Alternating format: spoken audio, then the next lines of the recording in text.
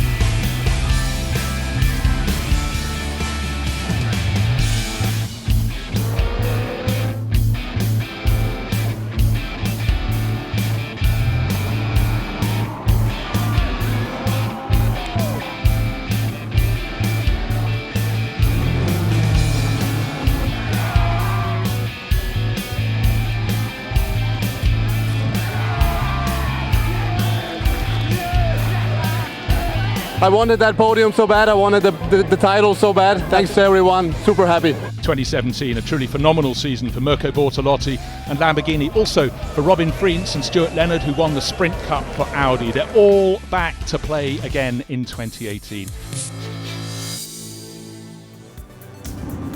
Let's hear first from Michel Bronicheski, former Pro-Am champion, coming back again to bid for more glory. Yeah, new season, new chances. Of course, came here with a pleasure because championship is very nice, high level, and of course we'll do our best to be as well on the front. Emil Frey Racing has been a staunch supporter of the Blancpain series over the years, but this year the Jaguar has been moved aside and the Lexus is the new manufacturer on the block. Let's see what it can do. But first, let's hear from Christian Klein. It's a car that you sit in and you get straight away, you feel comfortable. It's very easy to get used to. It's obviously new to us in a way because we haven't been running it with Pirelli tires, so that changes everything. So setup-wise and everything, we still have to learn quite a lot. And that's what we also felt in the first day here in Zolder. One driver, a veteran driver who loves his racing, but even more seems to love developing a car, is former Le Mans winner Stefan Ortelli. He's got a challenge this year. He's going to bring on the Lexus RCF. Very excited, I have to say, especially with these people I know very well now. We've been learning a lot together, crying, smiling. It's been very interesting the last 2 years we've been with racing, and I think we deserve to be back full-time in the championship. It's our first time we are together there full-time, so I'm very happy with that. Robin Freins, Sprint Cup champion last year, will be looking for more of the same, and he definitely wants to start a very busy year with victory at Zolder. It's good to be back. Last year was very successful, won a championship.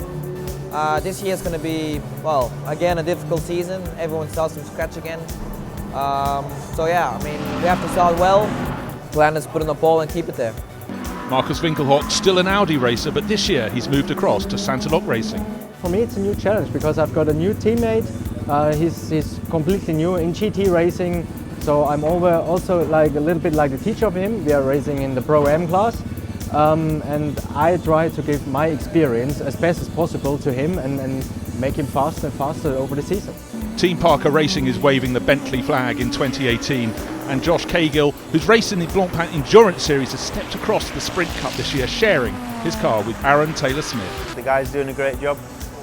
Feel really comfortable, and the car feels strong around here. We're just making ourselves comfortable, and then it's a long season, so you don't want to. It's not where you start, it's where you finish.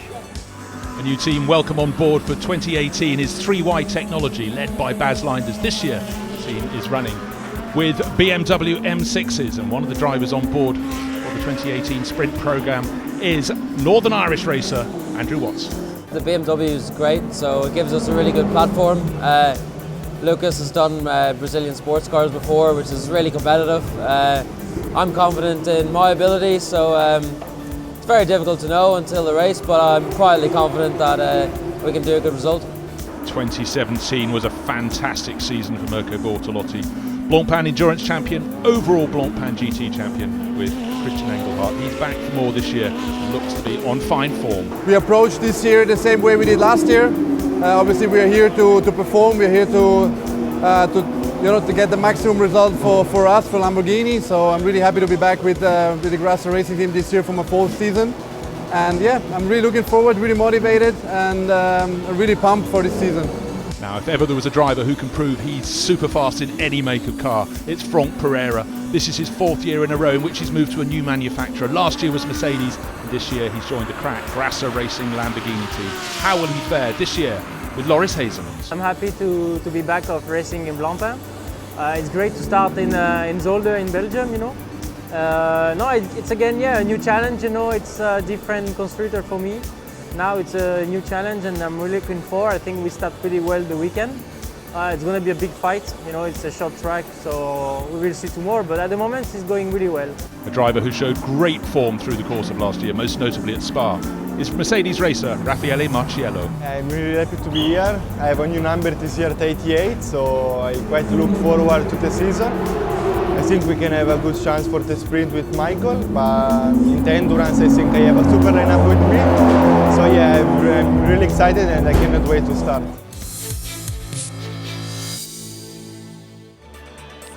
The grid is gaining colour for the first race of the first round of the 2018 Blancpain GT Series, the Sprint Cup here at Zolder. A tight flowing circuit that's, as you can see, again, 2 chicanes followed by 2 more to complete the lap, 4 kilometres precisely in length, 16 turns.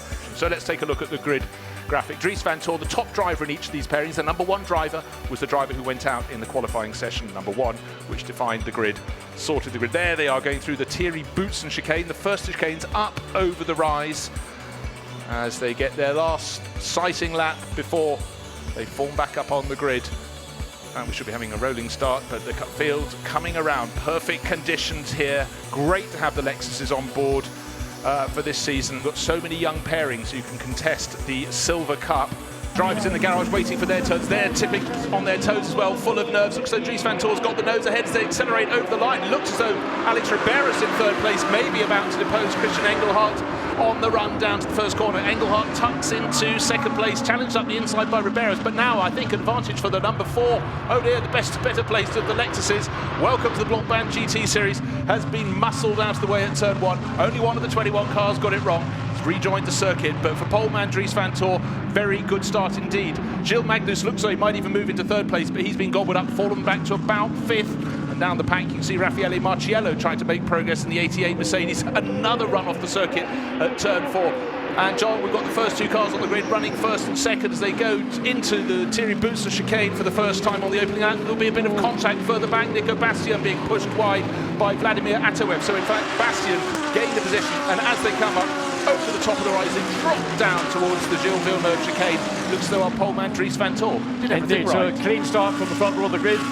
So that's what we had anticipated, and just allowing everybody to go a little bit more quickly across the line than would have previously been the case has helped stretch the field out. Of course, those further back are going to say, well, they gained an unfair advantage, but it's better to have a clean start, everybody making it through turns 1 and 2 without contact, and then getting stuck into this 1 hour race. Well, 58 minutes, 40 seconds, well, that's the remaining time. We'll call it an hour, John, but the first two just starting to eke out a bit of an advantage over Riberas, and then in fourth place we've got Stein Stockhorst. Of course, he gained position when Gilles Magnus got a little bit shoveled out of the way at the first corner, not as much as Albert Costa, who we saw running off. Already we've got a potential overtake coming up through that, presumably would be number 82, and Ezekiel Perez Compact, number 19, worked his way past the less experienced Vladimir Atoev. So brilliant qualifying lap from the 35 Mercedes in the hands of the 19-year-old Russian, but now in the cut and thrust he's learning what the world of GT3 racing is all about. Great running on board with Stefan Ortelli. He'd like to be able to get up with the tail of the group, head third gear.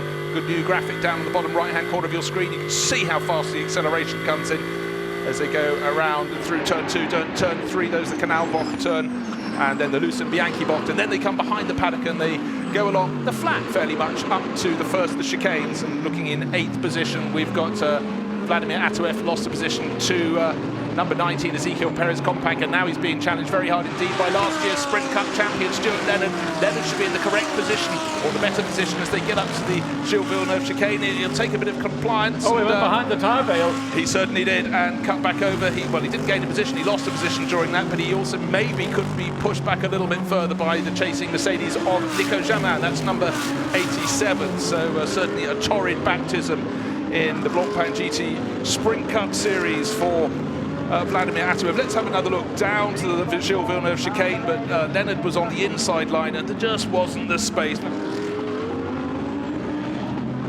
Well, is that a give-up position? It is a give-up. There's just a message come on the screen. So they got on the radio, car 35, Vladimir Atoev, and in fact he's about to lose another position because the Audi tucked in behind, which by our reckoning could be Simon Gachet. Thought while you're moving over, you're slightly offline, I'll try and get past, but the Santilok Audi number 25 there has not managed to do that. He's got one of the Attempto cars tucked in behind him. That's 55, that's Peter Schotthorst. So position had to be swapped back by 35, and that's actually given quite an advantage to Nico Jamin in the red and black Mercedes at the front. Now the SMP example from ASP is possibly holding up that grouping behind. Well, as we look at the damage, and when he went through the gravel, he then caught the edge of the grass, and there we saw, you can see there's a massive big mud spray went up as he rejoined the racetrack, and that's the consequence. It's got into the radiators, into the brake ducts. But when you get that level of mud, it looks more like clay, and watching going around the outside, coming down into the Villeneuve chicane. Change of place, John. Yeah, change of place. Nico Bastian, great move. He got a really good exit from the Thierry Vincent chicane, went around the outside of Gilles Magnus. Bastian, of course, has raced GT3 cars before for Gilles Magnus in the grey and green Audi, now being pushed very hard by Ezekiel Perez Compact. It's a really, really steep learning curve, but I must say I'm very impressed with the number 3 Audi driver, but he's learning as he goes. Remember, that is one of the Silver Cup Audis, so it is effectively 2 silver graded drivers, which is a great effort. I mentioned this to Stefan Rottel on the grid. What a great job these two guys have done. Yeah, and Stefan Rottel pointing out that time stands still for no one. There's always a batch of hot youngsters coming in here. The number of 19-year-olds we have. Don't forget, one of them is leading the race, Dries van Tor, and now Ezekiel Perez Compact has said, I've seen how it's done. And so unfortunately in the half a lap, Gilles Magnus has lost a couple of positions. Have a look at the replay of the start. Very tidy on the right-hand side of the screen for our pole sitter. It's the little grouping in behind that are going to have trouble when they get down in about the middle order of the grid. First 2, first 3, first 4, fine. Look for the Lexus just on the left-hand side of your screen. Oh, he's run over into the gravel. And that's the moment he's about to, yep, it's the moment. The gravel was fine, the wet grass on the outside, not so good. Now the battle for second place is really hotting up. It was 1.1 seconds between them last time round, between Engelhardt, 0.8 of a second now back to Riberas in the number 1 Audi. So a really, really good drive from Riberas. Yes, I mean, he has got his head down. Remember, he's running in now, the dirty air, the wash coming off the back of the Lamborghini. We're riding on board with Christian Engelhardt. He'll have Mirko Bortolotti, who'll presumably already be bouncing up and down from foot to foot in the pit lane, waiting to take it over. But there's such a strong pairing. You'll see working hard on the wheel, just making a small correction as he went through the middle, through turn 9, then now through turn 11. This is the first of the Lexus, makes its way in, as does the Ferrari. The important thing there, John, I was about to suggest, if you're going to put your quicker driver in, bring it in early. We know Piti Bieron-Bakti, as much as he picks up his pace, Carlo Van Dam is the quicker driver. He's come in, but the red Ferrari behind the yellow and blue Ferrari is right up his up its tail. That's the battle for Pro-Am honours. And we've got Michel Bronicheski coming to hand over to Giacomo Piccini. They are teammates, effectively. One's the TP12 team with Kessel Racing, and the red one is just Kessel Racing. You see Piccini running across the red Ferrari, and Dutch racer Carlo van Dam, who's done so much of his racing in the Far East, hopping on board the lurid and I think wonderful livery of the TP12 Ferrari. They need more sort of that's a commercial paint scheme, but it just looks sensational. So Backley just runs away, and that's got that. So the two Ferraris, nothing lost, nothing gained. Absolutely even Stevens there. In they came first and second in the Pro-Am class, but they're separated. But the remaining Lexus has pulled them to its path. Yeah, the second place car is in. So we've got Christian Engelhardt and Riberos coming in as well. So that's second and third have opted to come in. Dries van Voor will have all that pressure released from him. He's not going to have to think about what's happening behind me, because in second place now will be Nico Bastian, and he is some 14.7 seconds behind the lead Audi. So all Dries van Voor has got to do is just make his marks and just ensure that he can use as much of what is left in him and also in the Pirelli tires. Well, great speed by the mechanics of Grasser Racing Team. Almost looked as though they'd forgot to run out there. They whizzed out, skidded around, got into position for the front left tyre, now put in the front right. That looks very tidy. Leonard in the yellow flashed Audi. Don't forget he was champion last year. The shorter figure of Robin Freets waiting to put his little seat insert in. You can see the other insert being thrown over the top of the car into the pit garage by Stuart Leonard as he tried to get out of the way as quickly as possible. And there is that number 17 car. Don't forget this Robin Freets won here 3 years ago, 2015, with Lawrence last time Robin Freets didn't get it fired up quite as quickly as I'd have expected. Laid a lot of rubber. You could see the blue smoke coming from the rear of the 17 car, but now behind the wheel, and he just needs to get his head calmed down. And Dries van Voor, one more lap for him, and he came in, just got caught in behind the Claude Gosselin, Pierre Filioni Lamborghini, which he didn't want to do, but it was only as he approached the pit lane, very little lost time there. Nico Bastian goes on for one more lap. Ezekiel Perez Compact brings the 19 Lamborghini in. There won't be another Lamborghini in there unless the sister car is in behind. And of course Engelhardt has handed to Bortolotti. The pit stop for the race leader was more or less dictated by that of the 63 Lamborghini. Once your principal challenger makes a pit stop, you've got to cover him. So as much as he had natural speed and pace, by bringing the car in, and he's going to hand it over to Will Stevens, a fresh set of rubber. There's the car that was the challenger with Mirko Bortolotti, so it's going to be, I think, pretty close. Bortolotti coming up to the final two corners and at race pace, and they're still getting the driver change completed. The belts are still being, well, this looks like not one of the better efforts, unless I'm mistaken. So the Audi is rolling down the pit lane. Where is the Lamborghini? There it is coming into view, and I think this is going to be Mirko Bortolotti taking the lead. It could well be. It's a very, very long pit exit. It goes round behind that massive gravel trap. Will we see them coming from left of screen? They're going to be almost side by side. Who's noticed in front? It's Bortolotti's. Well, there we are. He was 2 seconds down, 2.3 seconds. Got it back to 2, made the pit stop. Engelhardt handed over, really clears the stop. So the fact I saw the mechanics skidding out to get to the front of that car means they gained a half second or so for the front, maybe a bit 2 for the back, and the position has changed. Trademark lack of blinking, and he knew it was going to be tight when he came out at turn 2. And the key to what Mirko Bortolotti has done is he had originally just got the fastest race lap. That's now been trumped by the 66 attempt at racing. Kevin van der Linde has done a 1:30.9 in his first flying lap, and that is a pretty impressive lap. Kevin van der Linde currently in 8th place, carrying shed loads of pace. Michael Meadows comes in to hand over to Raffaele Marcello. It hasn't been the race. This was the fastest car in the second free practice session yesterday. It hasn't been a dream run for them, but look how tight it is. Robin Freets really starting to push the number 19. That was the Perez compact car. It's now in the hands of Andrea Caldarelli. Surely it's not still out there. No, it should have changed over. They haven't flipped the transponder. Robin Freets trying to get himself in the position to think about a move down the inside, but covered by the Audi. Now goes wide, hoping to make the undercut as the Lamborghini runs wide. And he can think about going down the inside, but he's not sufficiently far alongside the 19 Lamborghini to make that move. So Andrea Caldarelli covered those 2 corners, potentially dangerous corners. Again, under the rear wing of the Lamborghini. It's easy for the Lamborghini to cover the inside. There he goes down again. Freed is forced to go the long way around. Again, trying to make the undercut, but the gap as they go into the corner and they come out virtually stays the same. Up the inside, whoa! Now that was a late cut and a late move, and that definitely caught the Lamborghini. Look at that, Van Sanvos and Thierry Tassa. Did they like that? They liked it a bunch. They might be on the pit wall. They are both ex-racers, still racers through and through, and that was just brilliant. Two Mercedes together, and they've got one of the Sandslock Audis tucked in behind. It's Christopher Haas in the 25 car, taken over from Simon Gachet, fancies his way back, getting past one Mercedes, tricky, big, bruising cars, but to pass two, not easy at all, particularly at Zolder. When you get two Mercedes AMG GT3s side by side, there is no racetrack left. These are physically large cars, and you think on screen, well, that looks like a car I drive on the road, but actually the GT3 version has, now we're getting a bit of a battle coming down. Can they swoop round the outside? It's going to be 87 that does it, goes round the outside, great pass. Driver not going well at the moment is Franck Pereira, down in 15th place overall. Just seeing the graphic up on the screen. So in the third of the Grasser Racing Lamborghinis, something ain't quite right, because he's lapping, well, traffic will slow him down back down there, but he's in the 1 minute 32s. The quick drive is 1 minute 31, so the very quick in the 1 minute 30s. Yeah, that one lap from Friends and a single lap also from Kelvin van der Linde. Looks down the inside, and that was a strong move from Marcello Raffaelli.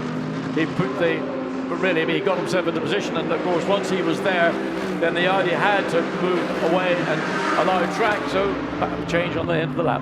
And you watch again, just Marcello gets the run, Haas goes over to the right to give himself a, he maybe didn't appreciate just where the Mercedes was, and then he turned away from the corner from the apex and had to give space. And unusual for a driver of that quality and experience to be caught out and not have maybe a greater sense of track awareness. So engine cover off for Franck Pereira, so his Lamborghini baptism, at least in terms of the Blancpain series, not going the way he wanted. Yeah, and they're looking around in the engine bay, and I suspect there's a message going to shut it down.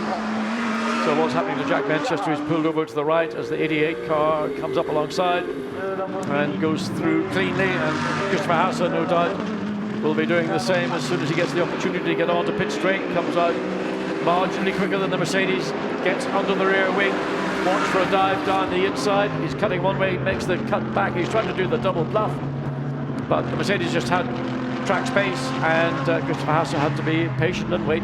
He's got another move up the inside. Again, not quite far enough up alongside, and the Mercedes takes its line. It's entitled to do that in its defence. Watch again what happened. Andrew Watson not in behind the wheel. It was Lucas Morais up the inside. Well, Marcus Finkelhock, former winner of this race, he knows what he's doing in an Audi, doesn't he just? Just a classic overtake. Well thought out, well executed. There's our race leader up the hill. Well, 17 minutes to go. There's your order. We've still got, I think, all the cars running, with the exception of that Lamborghini. And the Lexus. And the Albert. It was an electrical fault, we're just being told, for 82. We saw it slightly slow for one lap, and then no improvement the next lap, then brought into the pit. So big frustration for the Grasser team, but don't forget, they've got the car leading the race. Just seen it there, 63. Will Stevens now really pushing hard, but he has to press on because number one, Christopher Mies, taken over that one car from Alex Riberas, who drove so strongly in third place. So the first three in the first part of the race had been swapped over because 63 Lamborghini in front of that number 2 Audi. But here's the number 1 car pushing very hard indeed. Yeah, 1.5 seconds behind, but the clock's counting down. Yes, but over the last couple of laps, that number 1 Audi has been lapping about 0.2 of a second, a lap quicker than the number 2 with Will Stevens behind the wheel. As we look again, Jack Manchester going to get monstered by Christopher Hasse. Hasse must be getting very hot under the collar. That's about 6 laps he's been stuck behind the Mercedes, but the slowest of the 3 is the one with Jack Manchester in, but it's still in front of him. The others went on past. Felix Sarais in the 87 car took over from Nico Germain. He got past, but Jack Manchester doing a very, very good job. And if he can get a top 10 finish on his first outing in the Blancpain Sprint Cup, that's a big, big feather in his cap. And the other thing is, there have been incidents, right? There are moments where there could have been incidents, and he's avoided them. He's not necessarily been bullish, put his head down and saying, I'm going to take my line regardless. He's had track awareness, and when it's been able to defend, he's defended, but when he's been in a very close context, he's not made an issue of it. And if he's lost a place, first race, if he can get into the top 10, by the time the checkered flag falls, and he's made an error. Well, what can I say? Christopher Hasse over there is a gift horse for Christopher Hasse. He'll be delighted because he'll now want to find a way to push. He's got the 88 Mercedes ahead of him. That'll be a much more challenging task if he can even get close to it. Well, let's take a look at the replay. All looks super normal from our commentary position, but just left his braking too late and decided discretion was the better part of valour.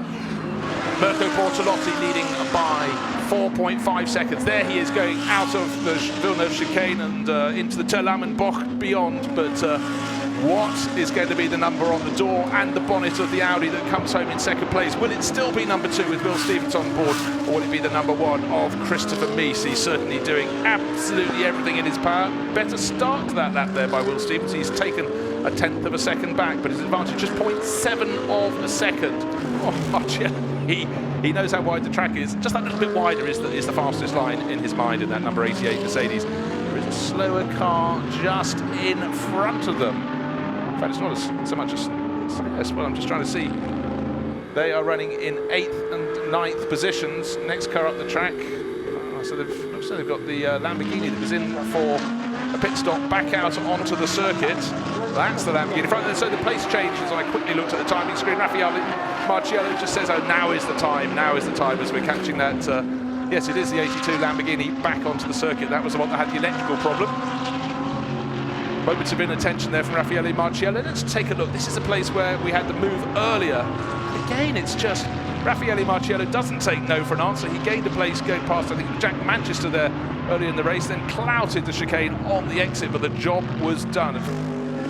This is the final lap. There is the second place Will Stevens behind him, right on his tail. It's come down to next to nothing all over again is Christopher Mies, but I cannot see with a little bit of traffic up ahead that they will be able to change the order. Will Stevens should be able to hang on to second position. That was in the car that started from pole in the hands of Dries van Tor. So first to second may be disappointing, but still it's useful points in the pot in the opening round of the 10 races in the 5 rounds of the Sprint Cup, the Blancpain Sprint Cup. But the first victory of the season will go to the driver of the orange and green 63 Lamborghini. It's Mirko Bortolotti. Brilliant start by Christian Engelhardt. Sensational outlap after the pit stop for Bortolotti. That earned victory over the number 2 Audi and the number 1 Audi, second and third behind. And Kelvin van der Linde got closer and closer to finish in 4th place. 6th will be, well, 5th will be Robin Frientz in the number 17 Audi. 6th place there, coming out of the final corner, Andrea Caldarelli. Then the top finisher in the Silver Cup class should be Alessio Picariello. There is the driver who's coming around behind Picariello. Picariello just crossing the start-finish line ahead of one of the tail enders, and there is the driver who monsters his way up the order, up into 8th place. Christian opening the door to assist this year's first race co-winner. They have a lot of winners under their belts, and that's Mirko Bortolotti. The sun is shining, the smiles are wide, and they know how to win, don't they? Bortolotti and Engelhardt, what a formidable pair. But let's go down to Parc Fermé, because our man John Watty, he's been quick on his feet, he's down in the pit lane, and he's joining Engelhardt and Bortolotti. Christian saying what a great pit stop you had, but ultimately, to me, your outlap is what gave you the win. It was all together. It was Christian's job in the first stint. Good pit stop from the guys, a really quick one, and then I really managed to have a good outlap. Nailed it and had a really good run. So yeah, came out. I think Stevens came out of the pits alongside me. It was just that bit enough to be in front and to take a very important, nice first victory here. Last year Zolder beat us. This year we got revenge. Good job, guys. Well done. So there is the finishing order. 63 Lamborghini, Engelhardt and Bortolotti. First by 3.5 seconds or thereabouts from Dries van Tor and Will Stevens. Alex Riberas, watch that name. Very impressive debut. Finished third with Christopher Mies. Staying shot horse Kelvin van der Linde really started closing in towards the end. So we've got other challengers in the Audi camp as well. That's from Attempto Racing. So they've done very well since crossing from Lamborghini. I'm sure these positions will change a lot through the course of the season. Very, very close at the top. Top 3 covered by approximately 4 seconds after an hour of racing, showing how the balance of performance works very, very well indeed. It's an exact and very clever science. Will Stevens, I think, actually is quietly satisfied with second place here, whispering in the ear of local driver. He was a winner last year when he was paired with Markus Winkelhock, but this time around with Dries van Tor didn't quite come good, but one of many trophies for the Lamborghini crew there, for Grasser Racing Team, for Mirko Bortolotti and Christian Engelhardt. They'll hold their trophies aloft. So there we have, the fizz is unleashed, and they've laid down the markers, taken the first haul of points for 2018 for the Sprint Cup. Bright sunshine at Zolder for the second race of the opening round of the 2018 Blancpain GT Series. Beautiful conditions, more like summer than spring. 2 by 2 they come round, the lights haven't gone green yet, waiting for the takeoff. Will Stevens has got his nose well in front. Now Bortolotti gets his nose in front on the start-finish line. It looks as though Kelvin van der Linde's coming through into second place. We really fancied his chances yesterday. And somebody who's made a huge gain there is the blue Mercedes of Raffaele Marciello up into 4th place. I think we've had some contact midfield. Certainly the Kessel Racing Ferrari seems to be in the thick of it, as is Christopher Haase, who got shoved back a bit in his Santalot Racing Audi. Oh yes, I'm so glad we've got an onboard camera in the 88 Mercedes. This is the car that does the hunting, not just the hunting, John, but yesterday we saw into the final chicane, not once but twice, some massively bold passing moves from Marciello. And he's going to try that again. He's got the Lamborghini just directly ahead to number 19. And that's going to be a handful to get past Andrea Caldarelli. You can see again in the exit of 4, just way down the bottom of the screen.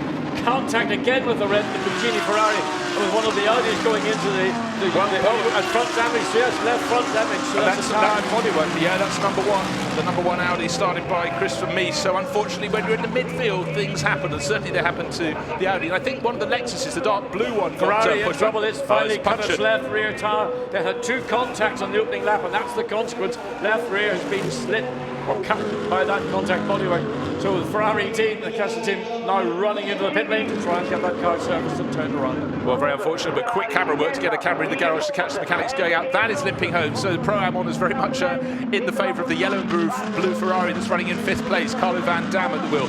Tiny start from Mirko Bortolotti. It looked as though Will Stevens had got a fly, but he's got a bit of bodywork flapping on the front.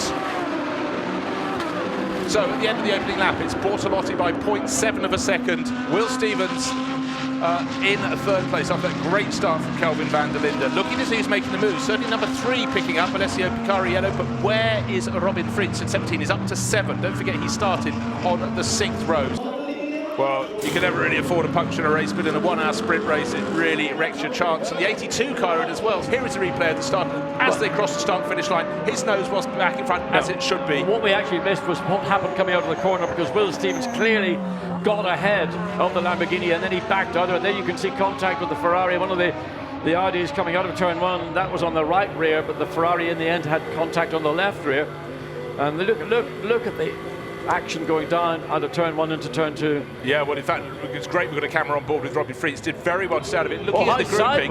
How sideways? Well, that was Franck Pereira trying to go up the inside of Christopher Mies. We saw one of the other Santalot Audis go for a rodeo ride across the infield. That's the one with Marcus Winkelhock on board. So one driver who's working very hard at the moment. Not yet on your graphic, but will be shortly, because he's rising up the order. There he is. Felix Sorayas started way down on the penultimate row of the grid, but he's moved up to 12. So he's gained about 7 places, and he's just getting onto the tail of this pack that has the Ferrari. In fact, the Ferrari just lost its position there.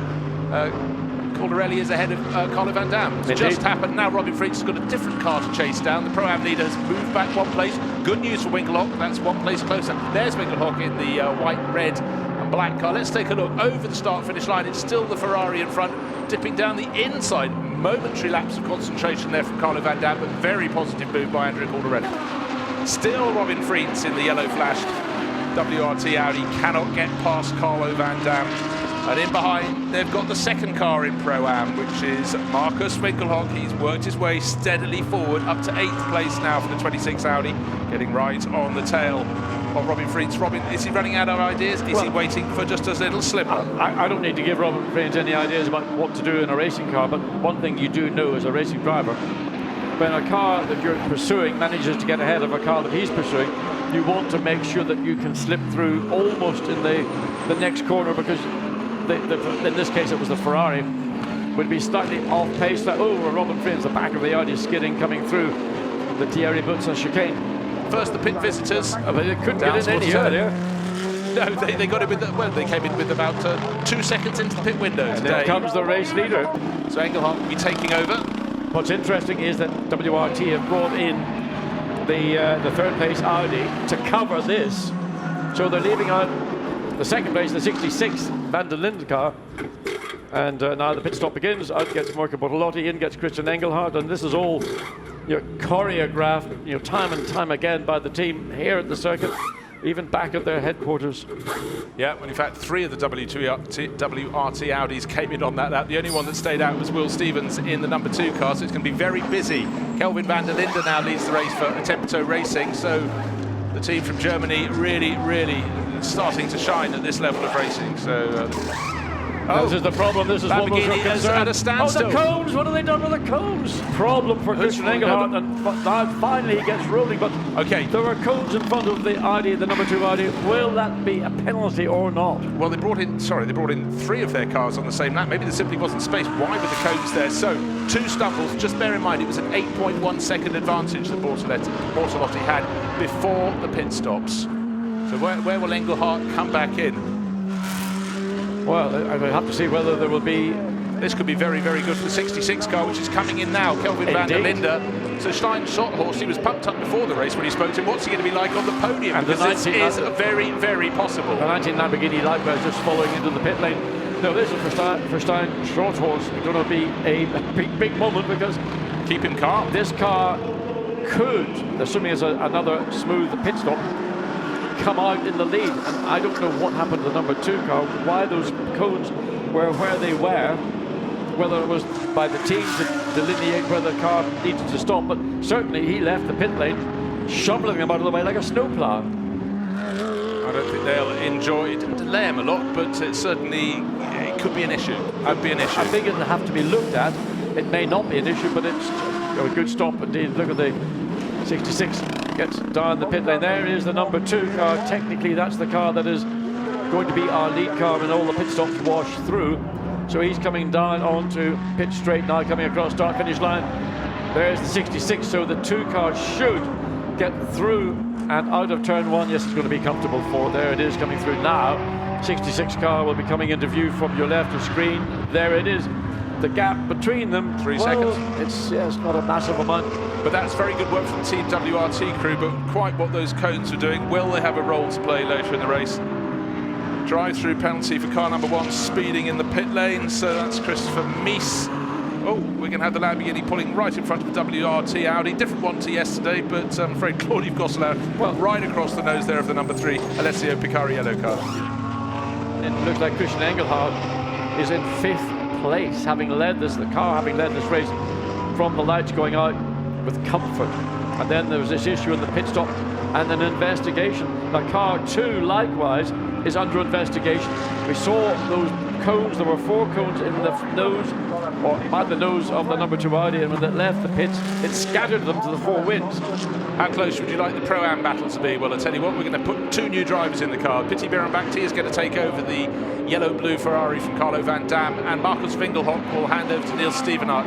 And I would say of those 2, Bierenbachti's got a season's experience of GT3 racing. Stevenart does not. It'll be a pit stop race, so one would assume that the Sanderlock team may have a little bit more time and experience to work with the Audi as it comes into its pit box and slithers into a stop. Here we have a replay. Engelhardt can't get the buckle. 2 left hands, can't get it done up. They couldn't send him out until the belt was buckled. Here is Dries Van Tor going down into the ground. He should have turned sharp left, but he didn't. Well, he maybe didn't have enough lock. Maybe he doesn't even know those cones were there.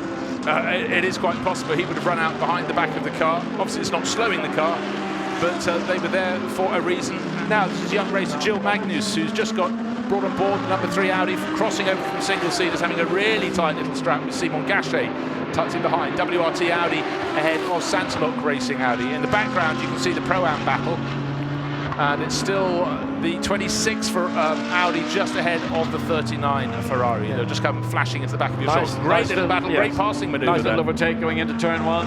And message on the screen, unsafe release for car 26, under investigation. That is our current Pro-Am leader, Niels Stevenart, who's just taken over after a great stint there from Marcus Winkelhock. However, car number 2, leading the race by 8.771 seconds, has a drive-through penalty apportioned for leaving the working area in an inappropriate manner. We saw Dries Van Tor blasting off, collecting those cones that were pretty close to him in front of his car, didn't swerve around them. And a drive-through penalty for car 63, personnel in working area when the car was released. So two of the favourites, the two cars that started on the front row, are coming for drive-through. So suddenly that puts Stein Schotthorst into the lead of the race. Michael Meadows up into second place, and 19, Ezekiel Perez-Companc, up into third. Indeed. Let's look again and see. There's the number 2 off the jacks. Now, he should have pulled sharp left, and all of a sudden he scatters those 4 cones. That's the car rolling before the... He slipped as he went around the back of the car, but I think the slip was actually caused by the car rolling. Yeah. And there comes the number 2 car for the drive-through penalty. How far down the order will he fall? Well, just as we saw the number 2 exiting the end of the pit lane, the 87 car making a charge, Stuart Leonard is about to be passed by Nico Jamin, or is he? But so number 3 was in 9th place, and number 2's come out just inside. Teammate, he'll end through. He's into 8th. Yes, back into 8th position. So a big kick up of dust as they come out. And well, you can see the number 3 car not wanting to concede to the number 2. Watch again.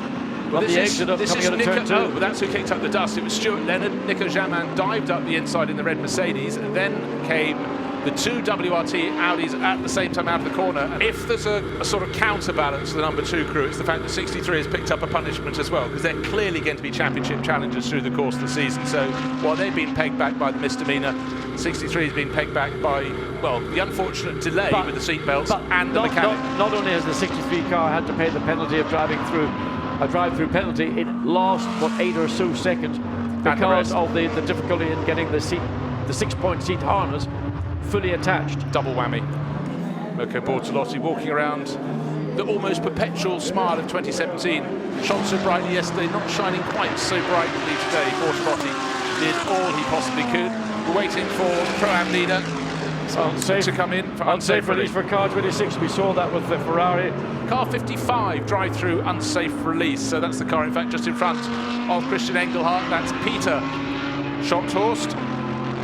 So that will gain him a place, and Dries van Tor didn't take a prisoner there, just cut in and made, and look what happened. Well, Simon Gachet almost off the circuit, Gilles Magnus going around the outside because it'd be horribly dusty tyres. So in fact, the WRT cars hunting almost as a pack. Well, as you can see, he left the door just wide enough for 3/4 of the car's width, which is more than enough for Dries van Tor. Because he took such a shallow entry into the corner to make the pass. He forced the 25 Audi out wide. So there you can see, look. Oh yes, where would you like to turn, Mr. Gachet? Well, you have no choice. Absolutely. I mean, Dries van Tor made the pass, very narrow angle going in, and the consequence was he was exiting the corner far, far too early. And finally, the 26 Niels Stevenart driven Sansalot Racing lead car comes in from the lead of the Pro-Am class, but that will be thrown out of the window while he has this drive-through penalty for the unsafe release. And the number 2 car is having its second drive-through penalty, so that has tumbled down to 8th place. In fact, Engelhardt should probably pass it. So these 2 cars that started on the front row, both with drive-through penalties, but 2 of them for the number 2 car. And that's for crowding another car off the track. So WRT have served that as soon as they possibly could, but it's left Dries van Tor far, far from the podium position, the podium finish that he expected, and probably in all consequences, I would have said, deserved on home ground. But he drove out over those cones to pick up the first penalty for not leaving the pit lane via the fast lane, and then by a feisty move up the inside, he got clanged for that up the inside of Simon Gachet into turn 1. But victory, first time out in the championship. The first race yesterday, they set a good marker, but today for Attento Racing, for Stein Schotthorst, and the driver who started, Kelvin van der Linde, their maiden victory in the Blancpain Sprint Cup. That means a huge amount to the German team. They moved across to Audis this year. Second place for the ACA ASP Mercedes team. Michael Meadows comes to the finish, he flashes the lights, and in the background, 3rd and 4th, Ezekiel Perez-Companc, holding off in the Lamborghini, holding off the 87 Mercedes behind. Here comes the Silver Cup winner right on the tail of Stuart Leonard. It'll be 6th place and victory in the Silver Cup class car for the 3 Audi. But let's go down. Joel Watson's made it down to speak to the winners. Let's go down and join Kelvin van der Linde and Stein Schotthorst. Kelvin, how good is it to be in the winner's circle today? It's especially special today because for a team that only decided to go with Audi about 5 or 6 weeks ago, all the work that's been going on behind the scenes to make this happen, it's unbelievable. I'm extremely proud of everybody.